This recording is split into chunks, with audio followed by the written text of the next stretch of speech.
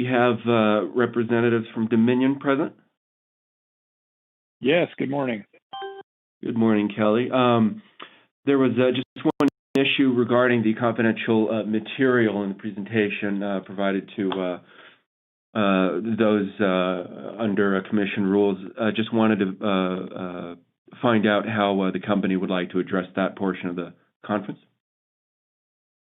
Yeah, so I think we the confidential version to the normal cast of characters, and I don't think we're going to speak to it. So Okay.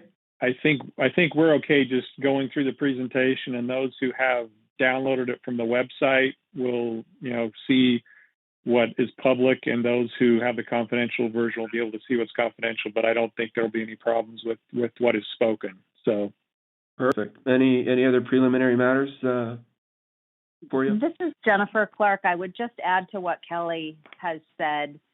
We welcome questions on that slide, and there may be some questions that pertain to the confidential portions of that slide, and I would simply ask participants to save those questions till the end. And if there are such questions, we can identify a separate call-in number for the parties to this docket and answer them. Or they can be issued in data requests. But if we can save those to the very end, I think that will be least disruptive. Perfect. All right.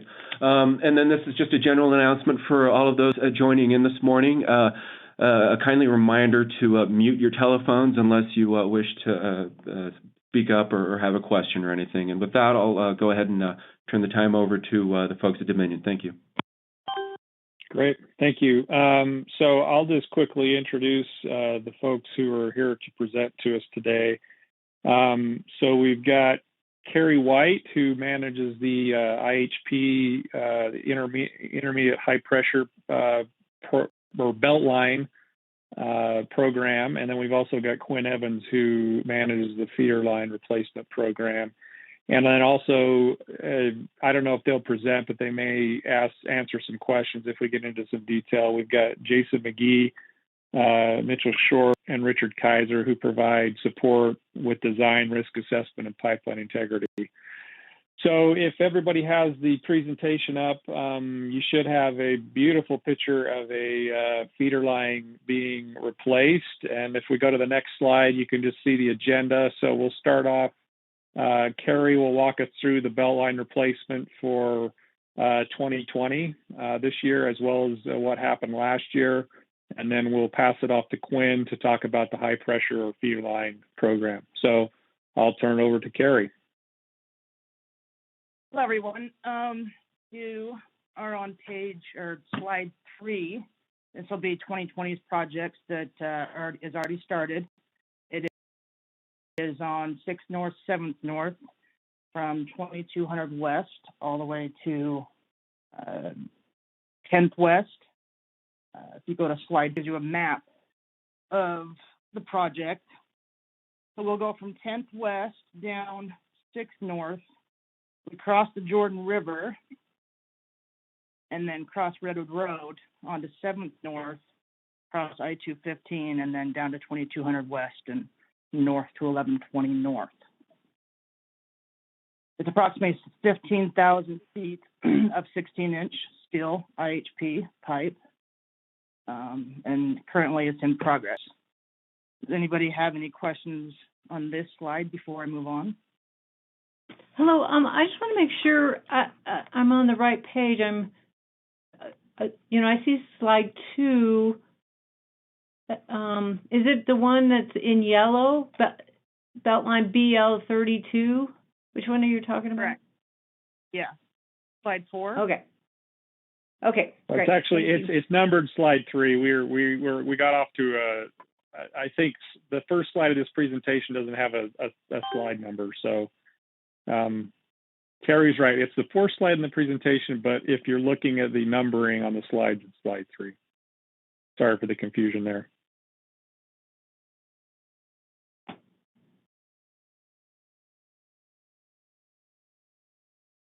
Thank you. Everybody on the same slide? Yep, I think we're good. That was yeah, okay. Okay. Now that you're on there, do you have any questions as far as that project goes? All right, I will move on to slide 5. So this is the overall view of Salt Lake City and what has been replaced. Purple, of course, is the replaced on tracker, which is the, and remaining we have 21.2 miles left. Go ahead and go on to slide 6. This is Davis County's. We replaced 11.8 miles, and we have 3.5 miles remaining. This year, we replaced from that Kaysville 001 right there, you see at the very top, the purple, all the way down to approximately Bountiful, Wasatch. I can't read it, it's a little bit too small for me. But anyway, the majority of that purple line there is what was replaced last year. Any questions on this slide? Let's move on to 7. This gives an overall view of the miles tracker pipe replaced and tracker pipe remaining.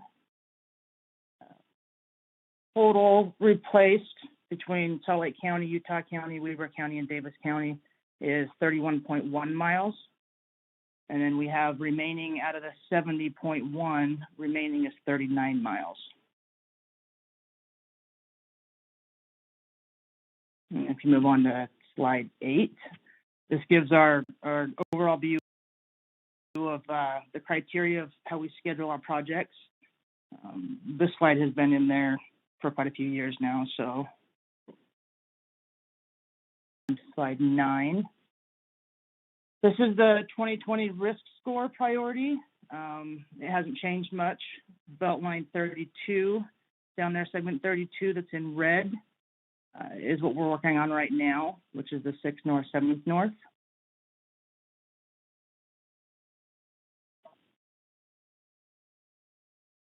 Any questions on the risk score priority? Yeah, so just a quick question, is the highest score 28 and the lowest score 33 in terms of the segments? Correct. Correct. I think I remember from previous presentations that you gave the justification why we're working on 32 at the moment, even though it's towards the end of that risk score. Is that correct? Correct. So segment 32 needs to be completed as a prerequisite to 28 for capacity. Okay, thanks. Welcome. So slide 10 is 2019 risk to our priority. And then, of course, 2020 risk to our priority. This gives the partially completed segments in green, as well as the completed segments at the bottom.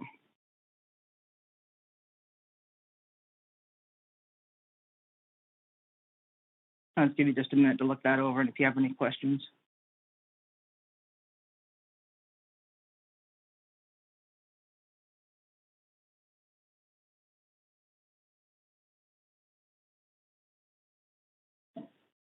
If there's no questions, then I'll move on to slide 11.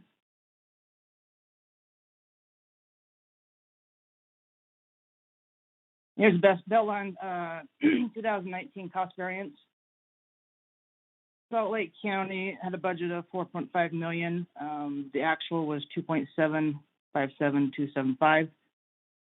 It is Beltline 29 was put on hold due to an unknown utility location that crosses the Utah Pacific Railroad tracks as well as front runner tracks. We were unable to locate that utility, so we are in the process of rerouting. So because that was put on hold, that the variance right there was shifted to feeder line 21 and feeder line 2322.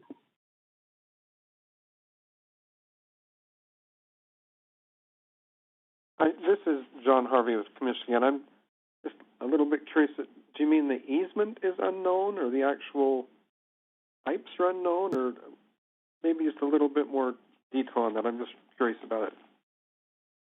Now, there is a fiber line underneath 4 of the Utah Pacific Railroad tracks, as well as 2 frontrunner tracks that run along 500 north. Now, the fiber line runs diagonal, and we are not able to get in there and pothole the fiber line and able to locate exactly where it is. And because we're not able to do that, which is what the utilities require us to do, we had to reroute this line.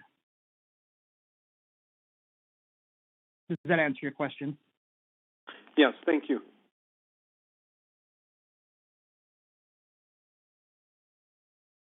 So in Davis County, that variance, those dollars were shifted to Davis County for some restoration costs.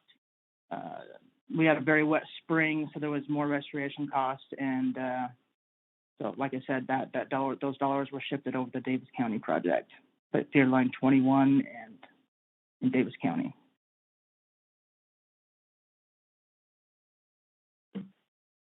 And one thing I will point out, you'll notice that on this part of the program, we're $6 million lower than budget. But as Quinn walks through his projects, we made up that $6 million on his side. So he'll speak to the overall budget. But this looks like we missed on a lot of dollars, but we really didn't. In total, we're actually quite close. But Quinn will speak a little more to that in his part of the presentation.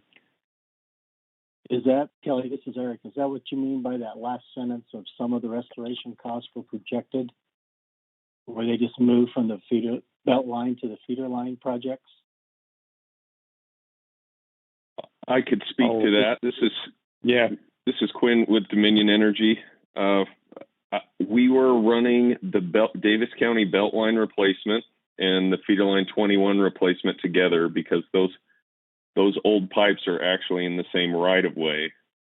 And the typical way we were installing was to have the high-pressure steel pipeline installed, and then the IHP line would come behind it, and we would install that after. So when you run a project like that, the second project you're doing, the IHP, would end up with a lot more restoration costs, typically. And what we ended up doing is the IHP was being installed quickly enough that we, instead of doing it how we typically would install it, we had the IHP installed first in some areas. So instead of the restoration costs being borne by that project, they were borne by the high pressure project when it came through, the feeder line project. And so that's what I attempted to describe there in that last sentence is we thought most of the restoration costs would be allocated to the Beltline project since it would be the last project through an area, but that didn't happen all the time. And so those costs were actually borne by the feeder line project more than we had anticipated. I see. So is that divided up by feet or by section, or how did you determine the dollar amount that would be associated with that? Really, it was borne by kind of the last one to touch it owned it. So if we had high pressure crews coming through an area and they were the last ones that were going to be in that area, they were billing to the feeder line budget. Their restoration activities were billed to the feeder line budget. The subcontractors that they brought in to restore behind them were billed to the feeder line portion for the width of the right-of-way. Now, within that right-of-way, we did have 2 pipelines, but it would be very confusing and very convoluted billing-wise to try to break that up by square foot or by linear foot because the impact of installing a 24-inch line and an 8-inch plastic are different. So those costs were borne by whichever part of the project was through the area last. Okay, so who touched it last had to fix it. Yes. Yeah, we had that same rule in our house. I almost went there with my description, and I thought, well, maybe I'll shy away from that. Hey, thanks. Yeah.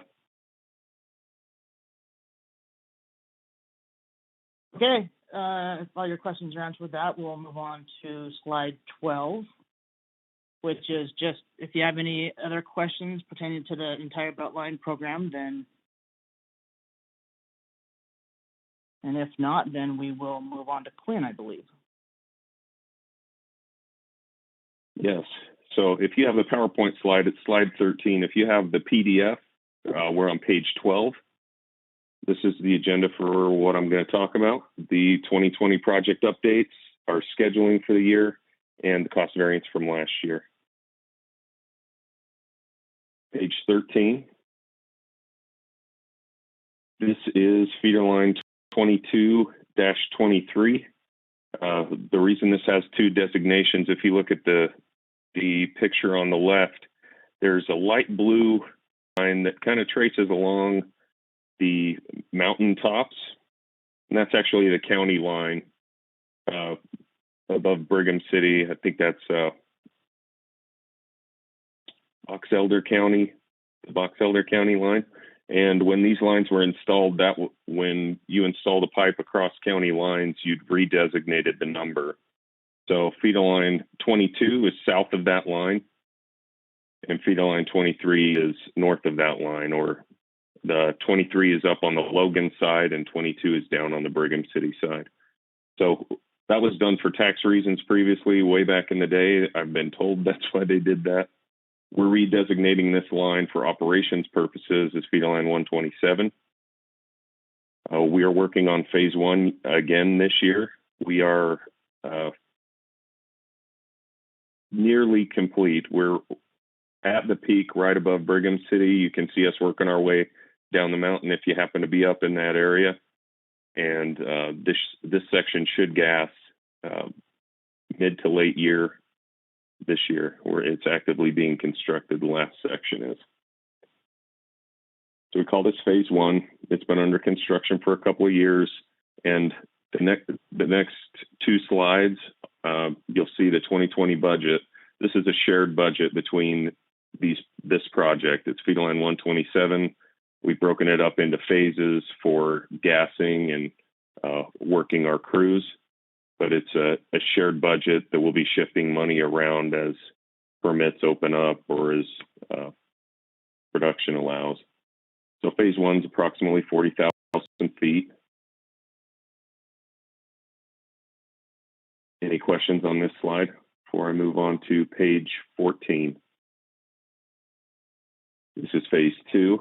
We've been under construction on this for just over a year. This goes from the foothills in Brigham City to just above Willard, the city of Willard, and we are going to put this into service this year as well. You'll note in the line designation that we went with feeder line 22. Once again, the county line is on phase one, so phase two is completely feeder line 22, and you'll see that change in the master list that we give out next year when this is replaced. Approximately 55,000 feet of pipe, actively under construction. Any questions on this section? I have a question. All right. This is Eric. I have a question on the yes. And I assume that you cross paths with the old PAL pipeline somewhere along there in the hills between Brigham City and Logan. Did you put in some sort of potential interconnect in the pipe? Is that in the plans, or do you not worry about that as you're building it and only put those in when it's time to interconnect? You know, I claim ignorance on this one, Eric. We did cross Ruby River, Ruby pipeline.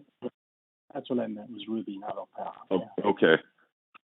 So we did cross Ruby, and so we were in touch with their engineering department for how that crossing should be completed. So how far away our pipe should be vertically, the separation, as well as we did put wires on both pipelines there. So both pipelines are cathodically protected, which helps the pipelines last longer. It delays or mitigates corrosion or rust from happening on our pipelines.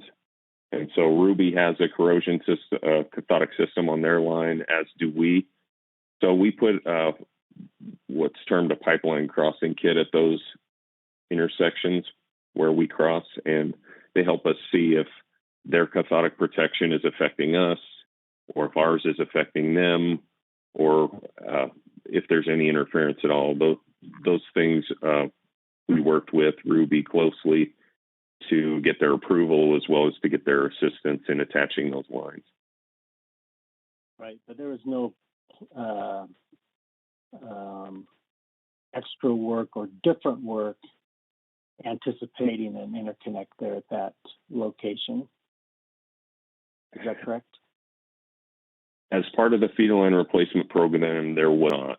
I've heard talk about Ruby, the size of Ruby, and whether there was capacity there or not. I'm not an expert there, and it wasn't part of the infrastructure replacement to prepare a site for that.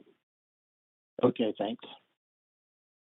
Yeah, I wanted to just add something there. So, Eric, I don't think currently we have any plans to tap Ruby just because of the cost of that pipeline.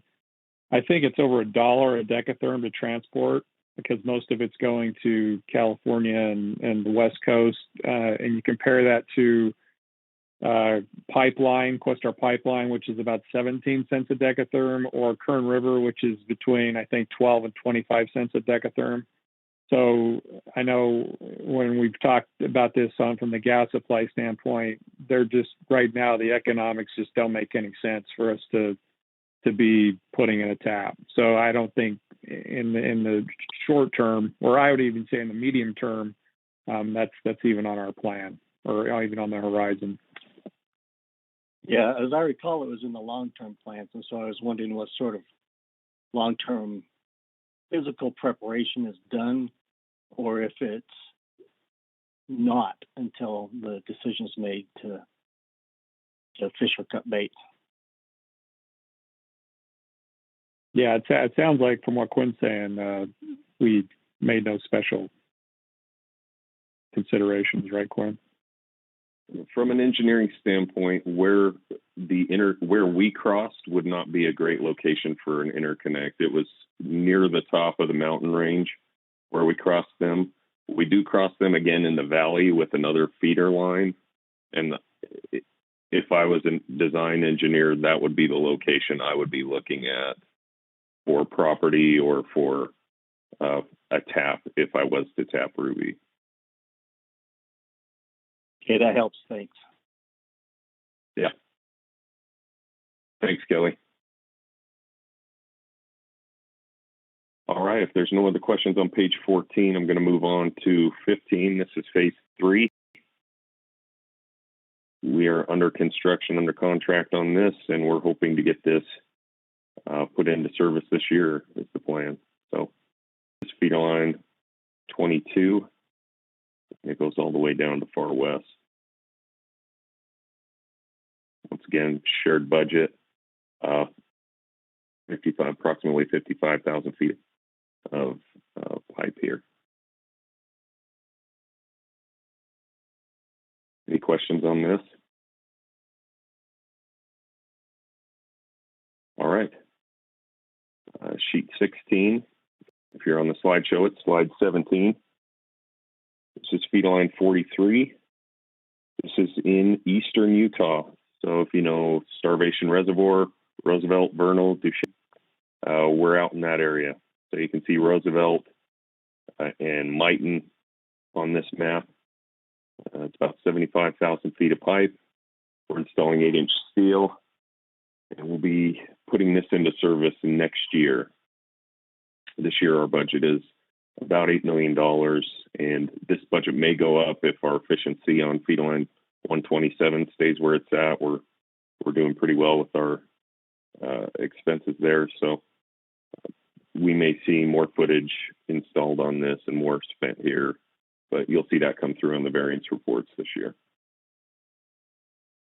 Okay, what direction does this gas flow? From Roosevelt to Mighton or Mighton to Roosevelt?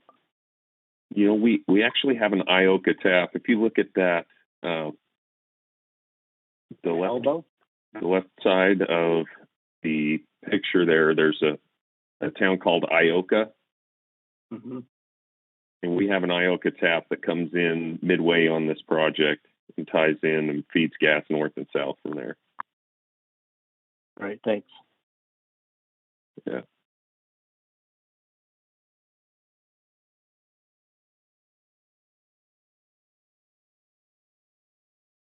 Any other questions on this one? All right, we'll go to page 17. So these are the projects that we are working on. You'll notice that I only went through feed line 43, feed line 22, and feed line 23 on the pictures, the pipe install. Those are the projects that are being constructed, pipes being put in the ground, and they're on schedule to get put into service. Davis County, 2150, that's stuff we worked on last year. We finished up in the last quarter of last year, and there were some restoration activities we could not complete with good workmanship at the time. Seeding, planting trees, some asphalt work, some concrete work. So we're going to see costs come in 2020 in Davis County. They're going to be restoration costs. The pipeline work there is done. But I wanted to bring it up on the schedule, so if you see any of our cost sheets and you see that costs are being allocated there, you know why. Any questions on this schedule? All right, we'll move on to page 18. This is the obligatory rainbow slide. Kind of talks about the things that go into scheduling a project and executing. Page 19. This is where we kind of overlay our pipelines within that schedule paradigm. So this year we've got feed line 23 and 22. If you look at the lower right, these were for capacity. So this is going to help move gas from the north to the south to some lower pressure areas that we were having, some growth areas, industrial and residential. And so this will support and increase those pressures in the area. Feed line 43 is being completed for the same reason out in the Roosevelt and Duchesne area.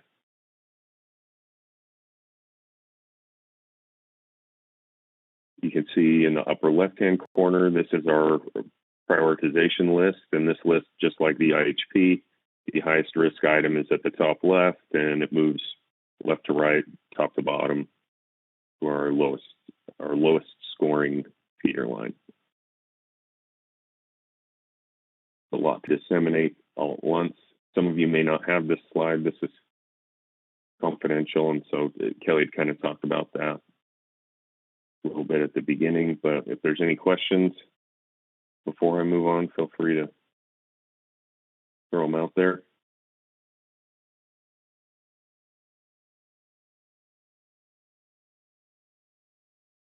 All right.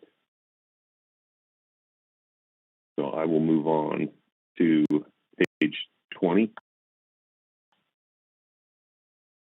This is our variance report. You can see we've got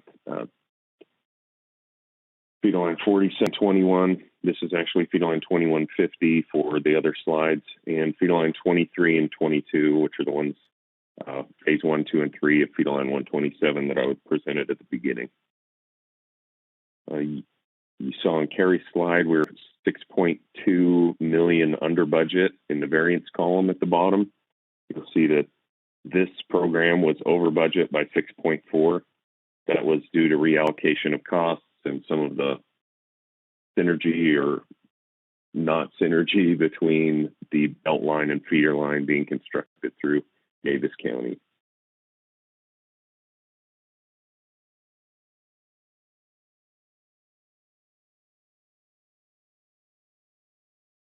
There's a lot of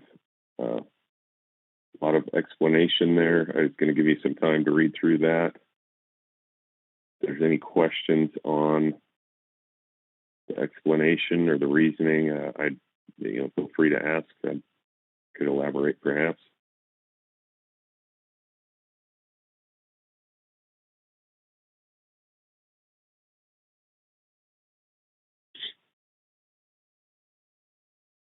You guys are taking it easy on me, thanks.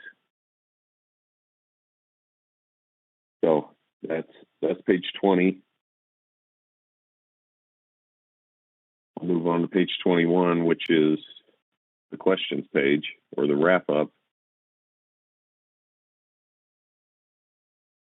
Anything on feeder line or belt line? Any questions?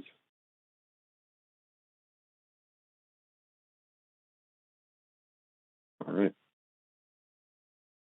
Great. Kelly, do you care to kind of wrap us up here? Yeah, so appreciate your time. I think everyone gets a time refund today. The one thing I wanted to point out, we still owe everyone the master list for both the belt line and the feeder line project. So we'll get that out to you by the end of the month, I think is when that's due. If any of you end up thinking of any questions that come to you after this, you can reach out to me and I can connect you with Quinn or Carrie. So that's all we have. Thank you. Thank you. Have a good day.